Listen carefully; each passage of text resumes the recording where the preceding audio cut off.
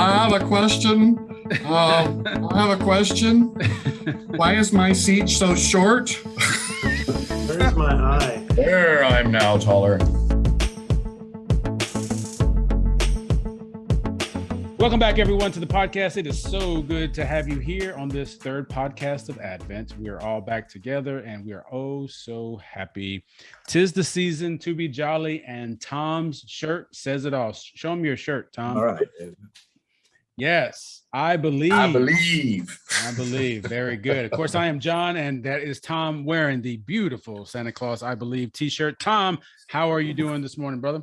I am doing well, and I do believe in the Lord Jesus Christ, and we're about to celebrate his birth in less than 2 weeks, isn't it? Yeah, less than 2 weeks. Oh, is that soon? Oh, okay. Yeah, I like what a black preacher I've been listening to says. He's calling it Savior's Day, which is, Christ is Messiah, the anointed one, the Savior. So Savior's Day. I'm looking forward to Savior's Day. Are churches still singing Happy Birthday to Jesus? Is that still a thing? Somewhere they are. I've never done that. Yeah. I hope not. No.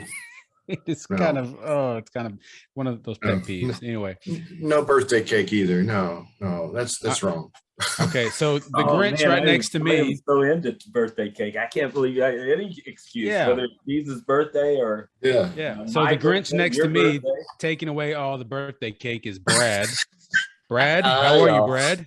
I like cake. It's just that's just awkward.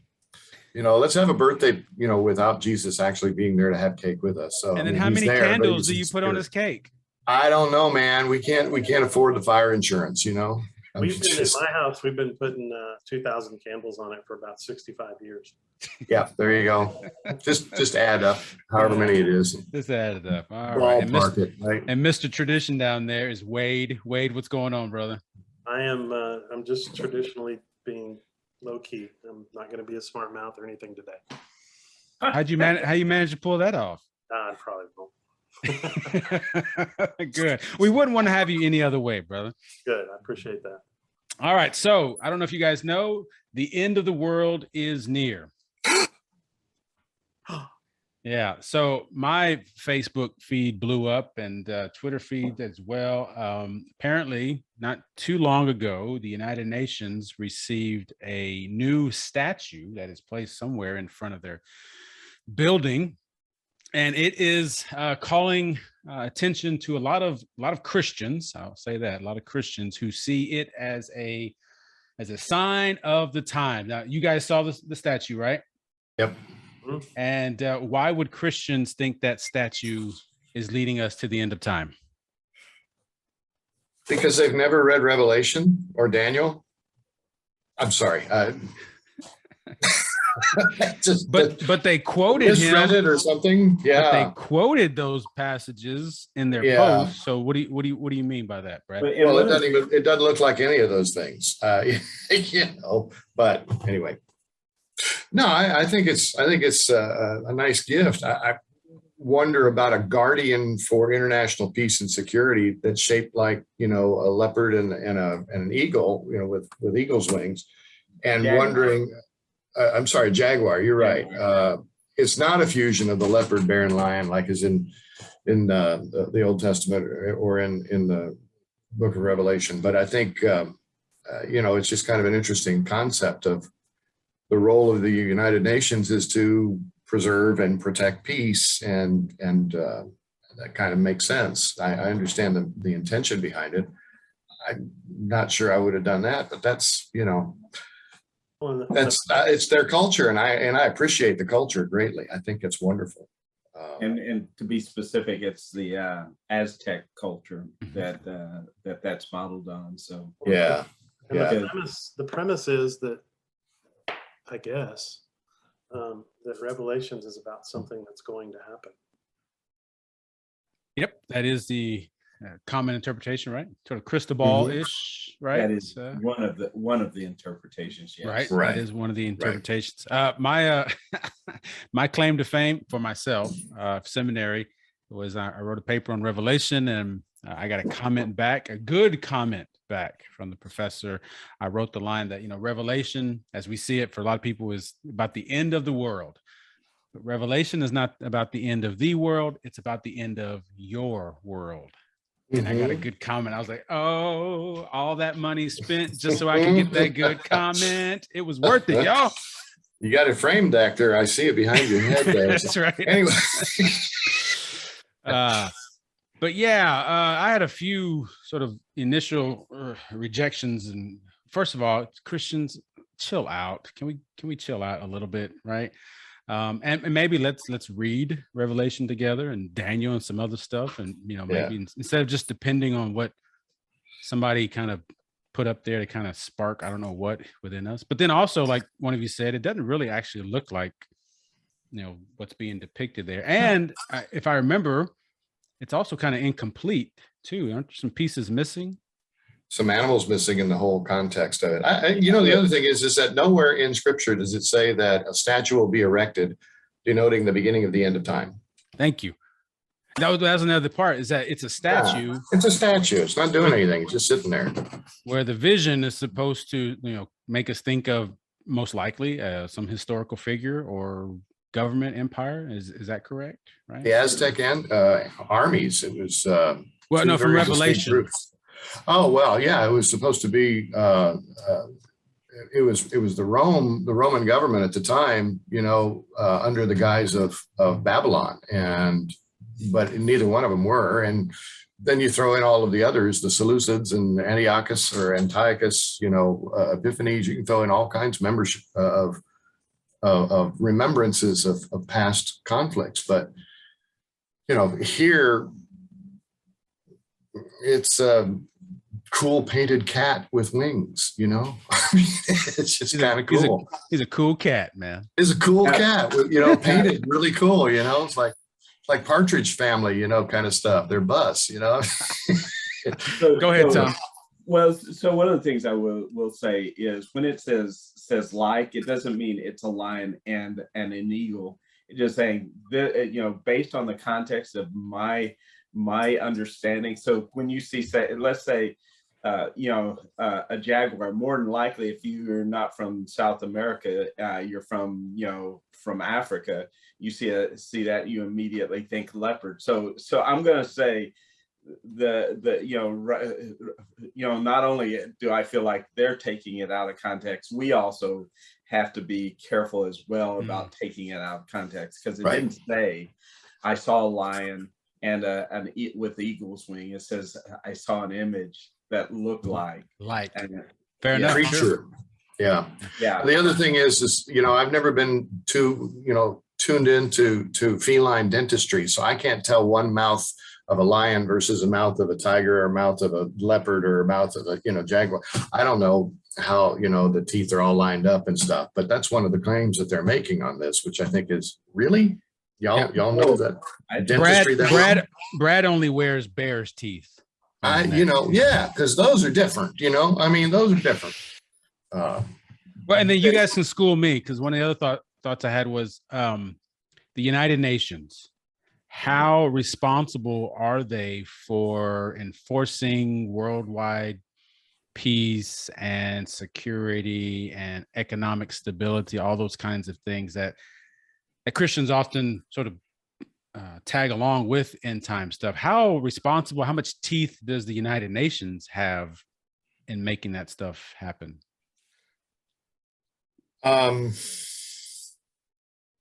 Well, historically, the original intention of it was very strongly toward that, and got tested 5 years after its, inception, and came out of that limping. That was the whole concept of what happened in the Korean conflict. That was the first major instance where the United Nations was truly tested, and it came out, like I said, limping, because there was no preservation of the peace. Matter of fact, the Korean War is still going on to this day. It never got resolved. It is just in the state of truce. That's it. And so, how much power, how much teeth did it have during any of the other major conflicts across the globe? It's hard to say. Minor conflicts probably had a little bit of teeth by the neighbors who were there, who were members of the UN, but sanctions and military might and cooperation is, it's very subjective.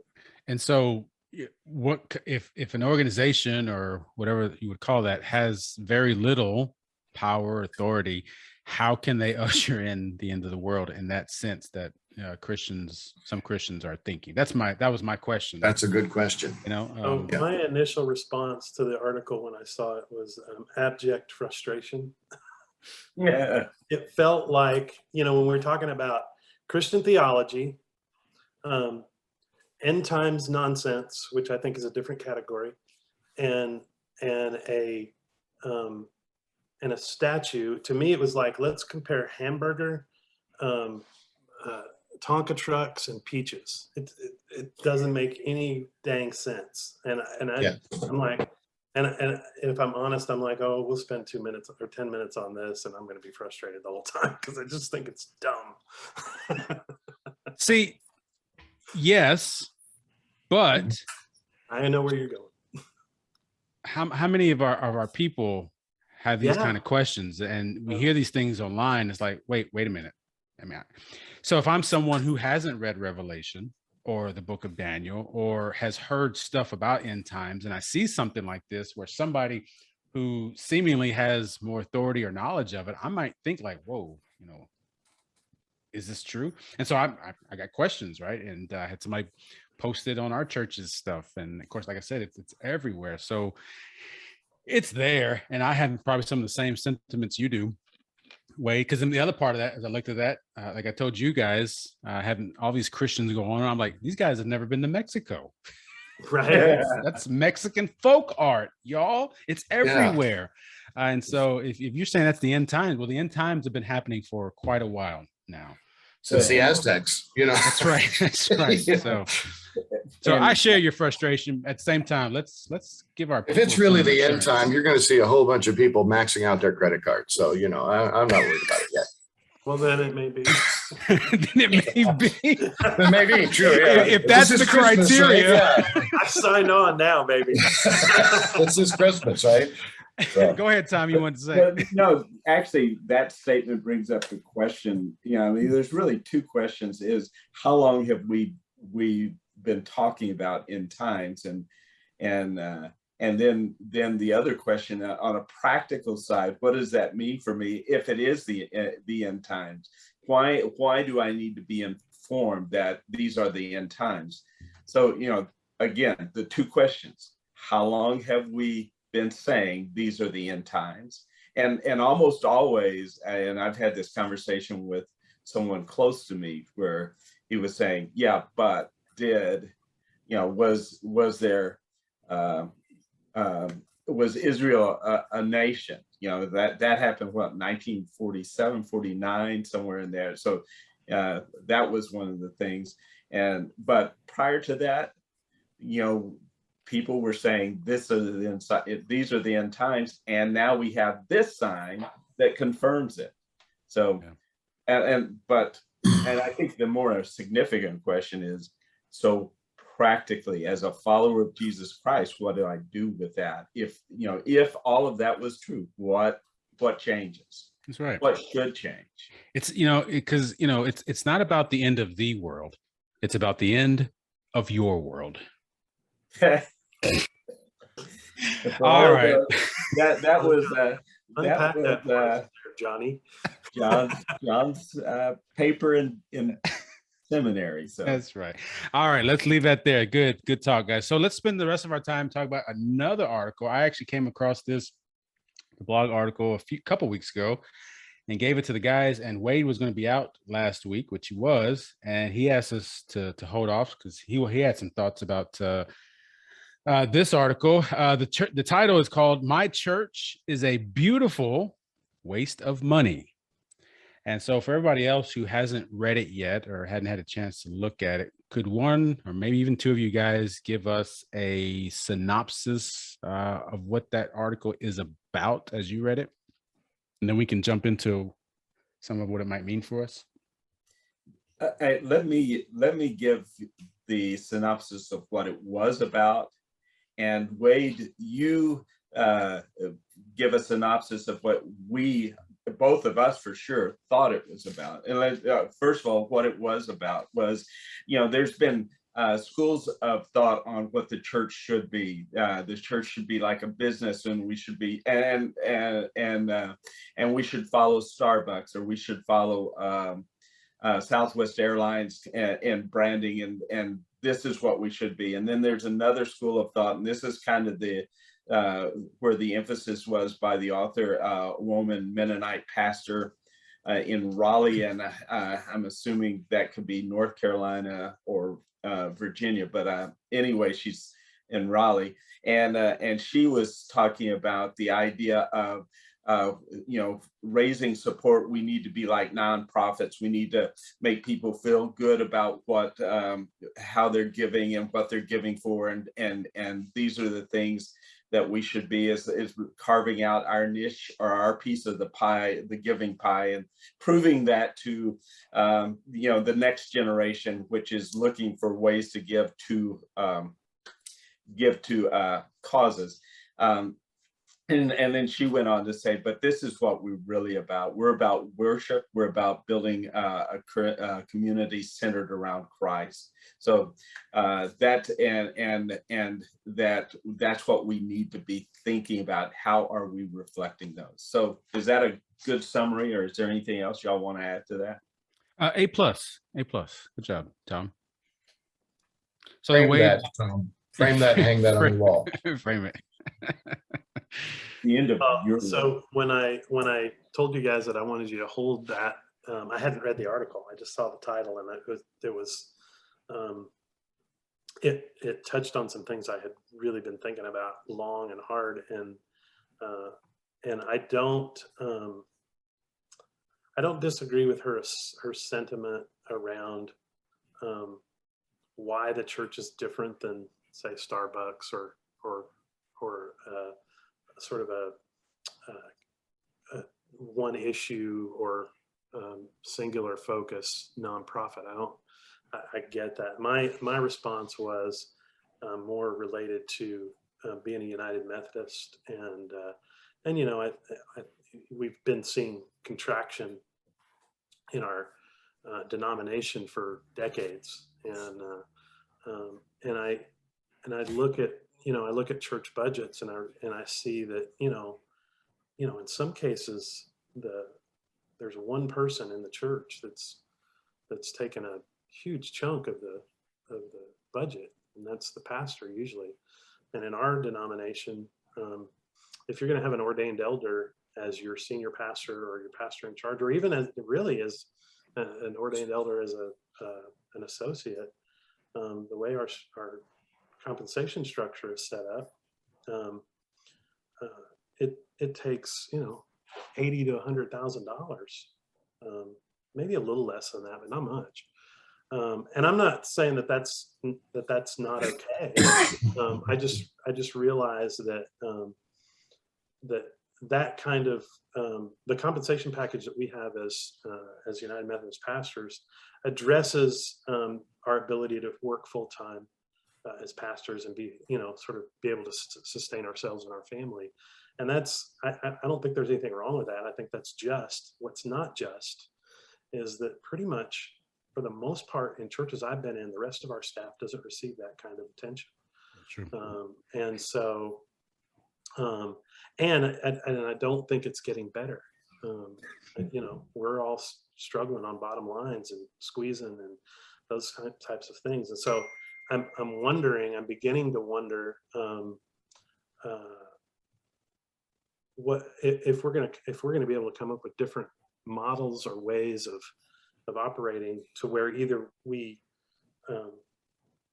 address those sort of employment injustices, or we as clergy look for to support ourselves. And one of the things that kind of spurred that is some of the study that I did in seminary was around bivocational ministry, and it's something I've been thinking a lot about lately. And I just I don't know that there's a perfect system. Probably there isn't, But I think if we don't begin, particularly in our denomination, but I bet this spreads across many denominations. Sure does. Yep. If we don't start thinking about alternative ways to do ministry in a local church and how to fund that and those kinds of things, I wonder if that speeds up our contraction. And I think in the context of where we are at this moment in time, in the middle of a pandemic, where we've seen a lot of this stuff accelerate, it gives me pause to wonder about what's next for us practically. Yeah, and one of the things that you're saying there about the pandemic, it didn't create problems, it exposed them, and I'm assuming at least some of you, if not all of you, did what we did at Asbury, which was we reached out to the government, which was willing to give us a large paycheck so we could get through about 5 or 6 months of pay period, which definitely did help. I mean, we were able to keep all of our staff and come out on the other side, but we weren't prepared. If we had been like a lot of businesses, we would have had to let people go, just like other business, not other business, just like business folks' decisions they had to make.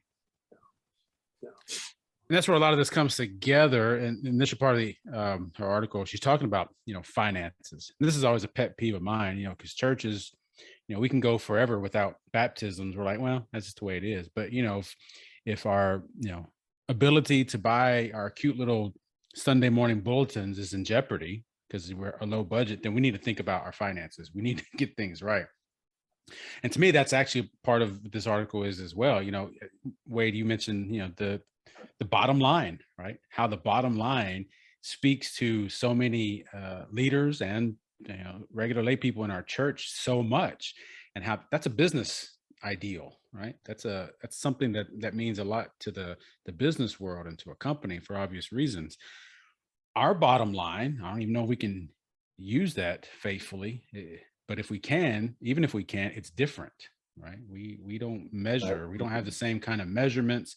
We don't have the same kind of metrics to put in place, which leads me to one of the questions I wanted to ask is, considering that, related to what you're talking about, because this all impacts the ministry of the church, right? Wade, you're exactly right. If a local church has to pay anywhere from $70,000 to $100,000 just to have an ordained elder on staff, they're charged with paying. If they're paying that much, they probably have a $200,000 plus budget, maybe at least. Yeah. Then that also means they probably have about $20,000 of apportionments that they have to pay. That's just right off the top. And then you got, phone bill, electric bill, everything else. How much more can a local congregation do to then actually fund ministry in a community? And that's where the burden is, and that's where the tie-in. So what I wanted to ask also is, okay, so what metrics, talking about bottom line, and this is kind of a two-part question, what metrics do churches most value? And kind of maybe a follow-up, what metrics should churches most value? Well, I would say the thing that's most bothersome for any church is not how many people are at worship, but how tight our budget is. Honestly, I mean, that's the thing that keeps a lot of people up.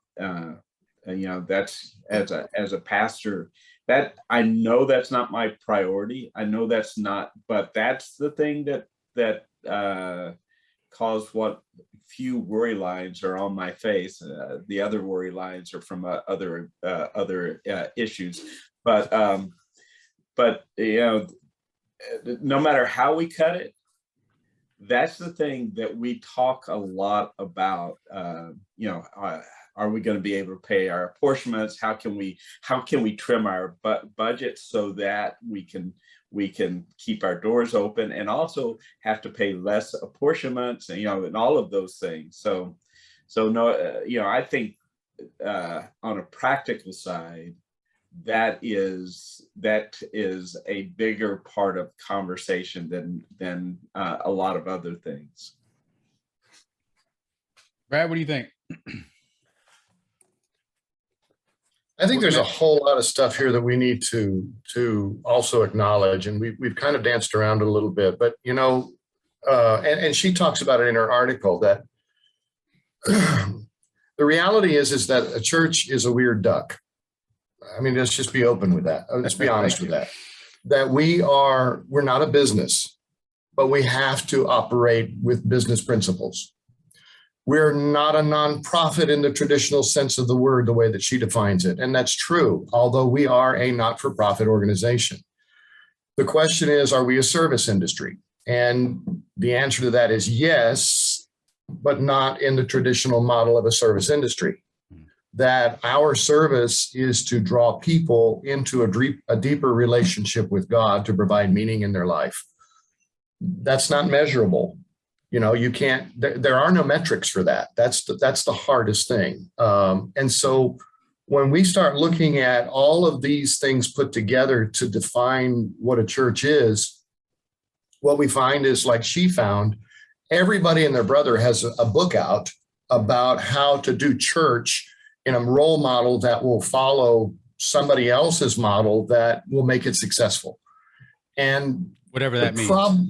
Whatever that means. Yeah. And the problem with that is that the way I understand that is I know how books are written and I know why books are written, to make the author money. Okay. You know, so you buy my book and I can tell you how to make money. And it's basically write a book, you know, and sell a book. And that's how you make money. But, and that's exactly. And it's that whole thing of, you know, trying to create something that isn't into that which it's never going to be. You know, we can't fit the church into a shoebox where it's going to be a service industry. I know churches have tried and some have succeeded, but only to a certain extent, you know, and ultimately what it finds itself doing is down the road, there's attrition. The people are going to move away from that because it no longer serves their needs, their functions. And to look at the church as utilitarian is, I think, to misunderstand the ministry and mission of the church. That, you know, and I'll also be the first one to admit that the biggest albatross that every church has around its neck is its facilities. That every time we build a building, you know, before we built the building, when we were renting somewhere else, all of our money coming into the church went to the ministry of the church of drawing people into a relationship with Christ. As soon as you build a building, a huge chunk of that budget now has to be preserved and reserved for the preservation of the facilities. That's right. Maintenance and upkeep. And suddenly now you're not a nonprofit anymore, but you're not a profit or for-profit industry either. You know, our industry is still the same. We're still trying to make disciples of Jesus Christ, at least as Christians. And at the same time, we have this other issue of, but we got to maintain the overhead, the facilities and stuff. We also have to pay a livable wage. We also have to have staff to do the ministry that we want to do, to lead others in doing so. Volunteers are great for a very short period of time, because when they find something else to do, that's where they're gone. And so that volunteer office opens up and it's now vacant and that ministry doesn't get done. Sure. So we're a weird duck when it comes to trying to convert us to a business or a traditional nonprofit or a service industry or any of that stuff. We don't fit any of those molds. And the hardest part for people to see in the 21st century, especially as she's talking about Gen Zers, is, well, show us your product, you know, show us your end results. Well, the end results are not necessarily tangible results, like we can say X number of people did this, that, and the other, or received turkeys this month, or, you know, whatever. The end result is that people, their lives have been enriched in an intangible way, but a tangible way, because they have now seen a different side of themselves and have realized a new relationship, a deeper relationship, a broader relationship with the one who created them. And I think that's part of what she is saying as well. And what a lot of us need to sort of wrap our minds around. For a long time, it was easy to measure your church's growth. All you had to do was say, this many people showed up on Sunday morning. This many people were in Sunday school. They gave this is how many, what is the term we shoot? Giving units we have in the church, right? I hate that, by the way. Right. And as long as those numbers are inching up, you're growing, obviously. Well, but wait a minute. That growth is still subjectively, misconstrued too. That's my point. Because all you're doing is really measuring, pardon the French, but butts in the pew. You're not really measuring true growth of spirituality. No. That's an intangible measurement. How do you measure that? So, and that's exactly what I'm saying. And I think about, I don't know if you guys know, his name is Brady Shearer. He does church social media, does it very well. He's sort of my guru. And a couple of years ago, he offered some different metrics, which I think are helpful. Instead of butts in the pews, how many new people are you having join small groups, or how many new people started, Bibles, things like that. But even those have their limits, right? Right. That's kind of what you're saying as well. I cut you off, Tom. Go ahead. Well, one of the things I was going to say is it is really helpful to understand not only the numbers, but the context of the numbers. For example, there is a possibility that one of the churches represented by the four of us may grow substantially in the next 3 or 4 years. And why? Well, because the United Methodists are wrestling with certain issues, and one group may go conservative and the other may go progressive. And during that transition, people begin to line up. And if you happen to be one of those churches, say you're the only predominantly progressive church in the community, and everybody else goes conservative, and all of a sudden you attract the progressive groups out of that, and you have this enormous surge of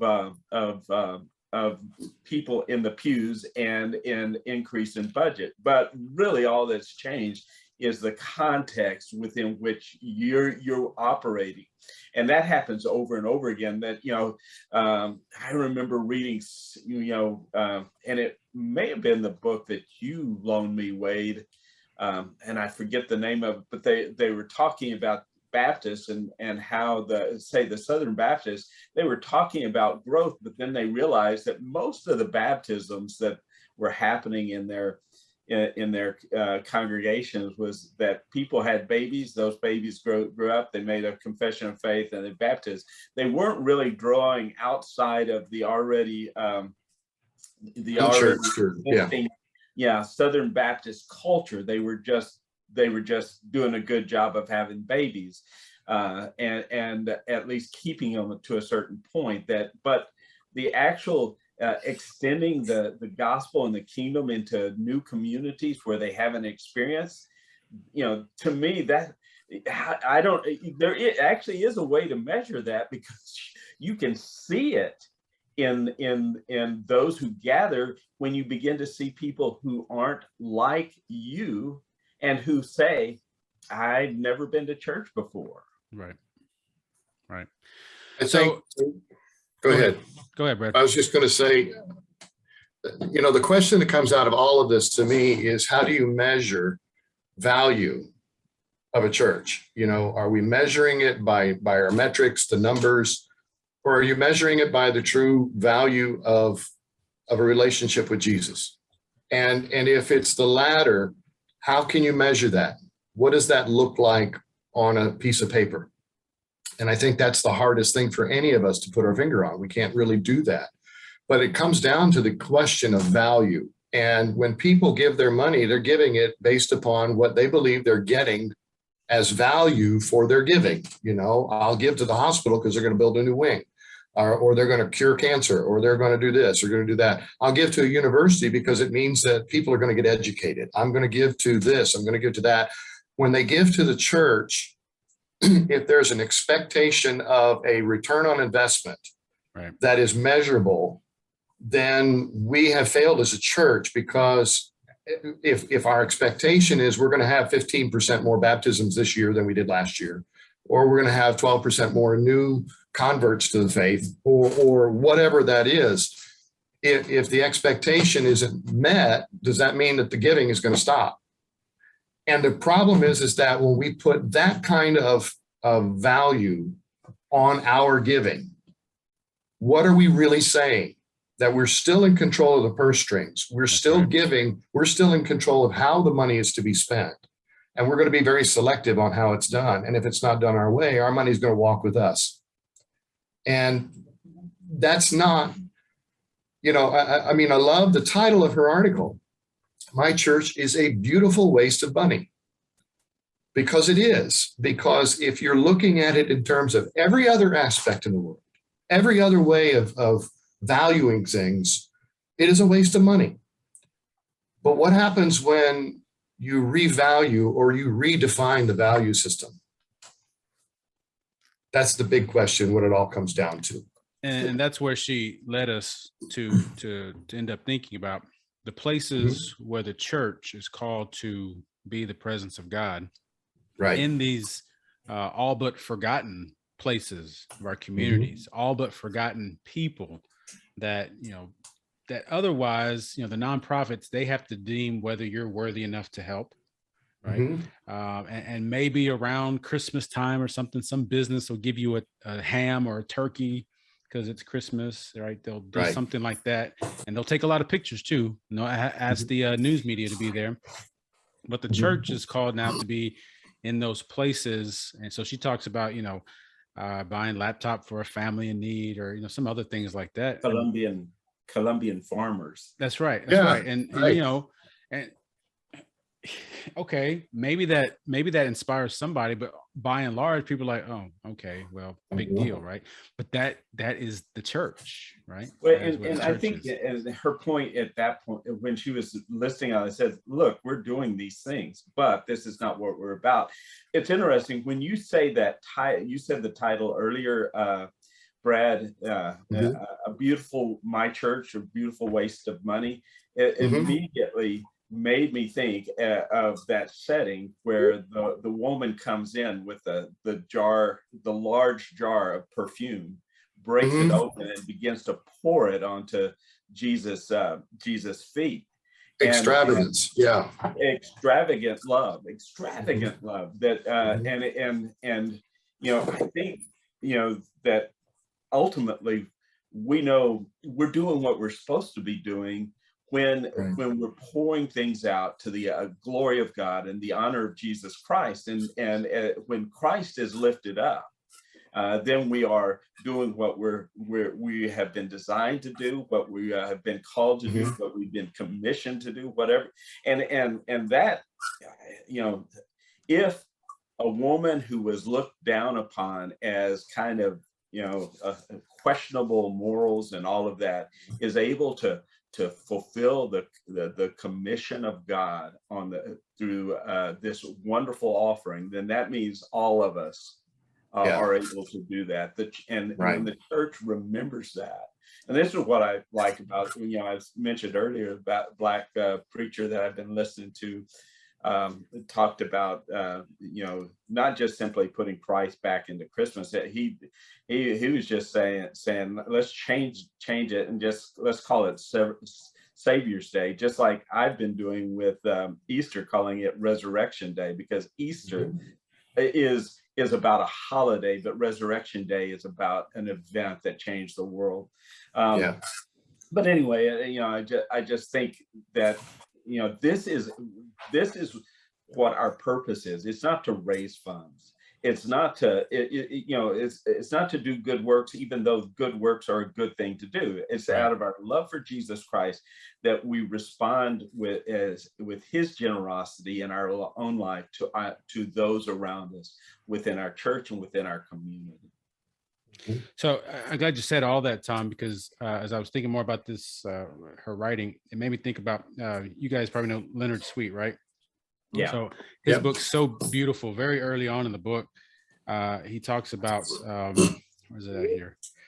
The crisis of the church today has little to do with dwindling numbers, aging congregations, outdated facilities, financial crises, and lace by day, leather by night priests, which is funny.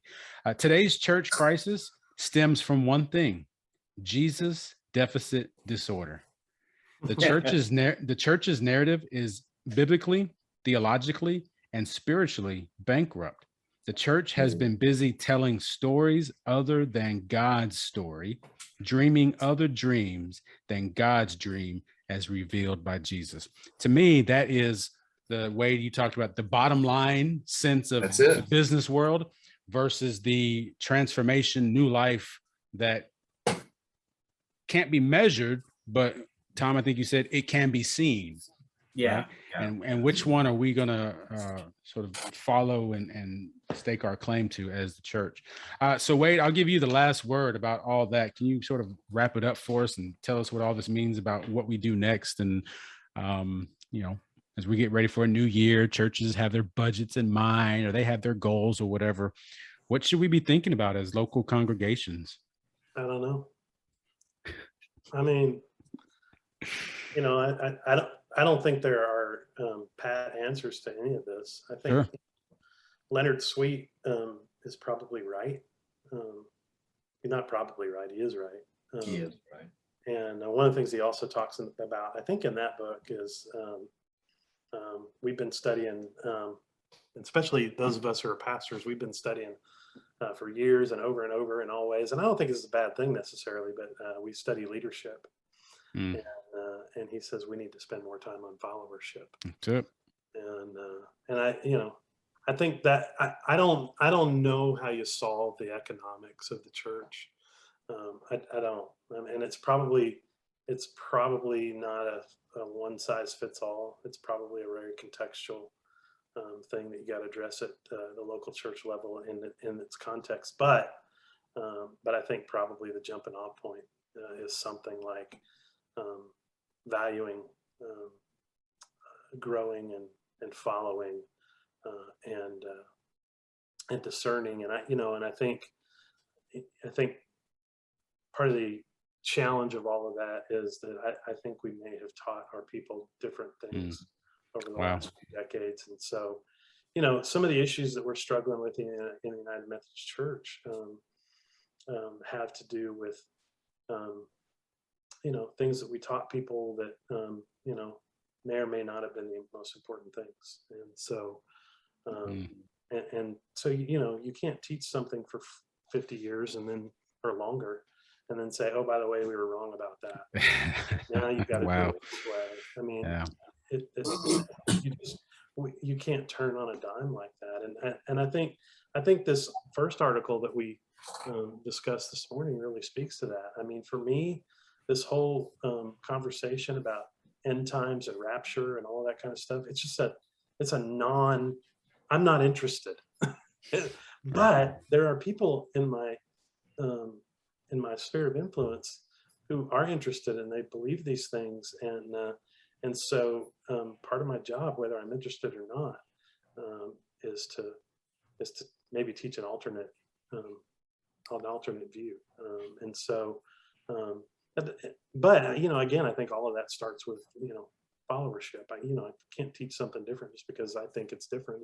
There needs to be a sort of a concrete reason for that. And as it relates to, and I won't go into this, but as it relates to rapture and end times, I think I'm capable of doing that. But okay.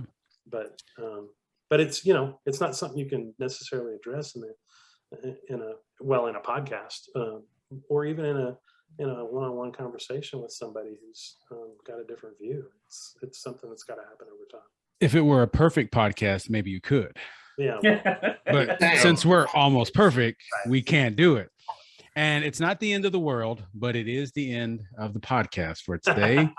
So great job, brothers. I appreciate that. It's not the end of the podcast. It's the end of your podcast. Just today. Yeah, it's not the end. Just today's podcast. Just to your podcast today.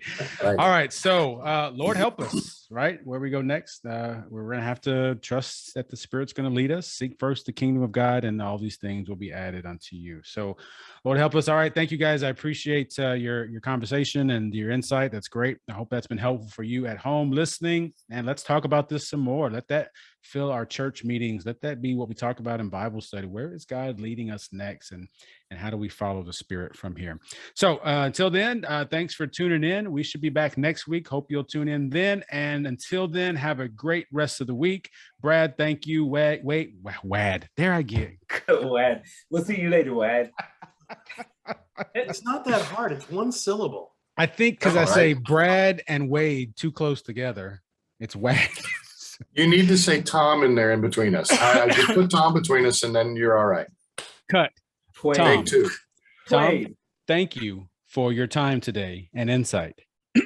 Wade, thank you for being here this week. We appreciate you, brother. Brad, always good to see you. You don't appreciate me. You just like seeing me. Okay. It's like seeing you. Yeah. I get it. Because you try to take away birthday cake, man. All right. No, God be man, with it just you. is with me. Have a great rest of the week. God be with you. Y'all take care. Happy Merry Christmas. birthday, Jesus. Now I do kind of like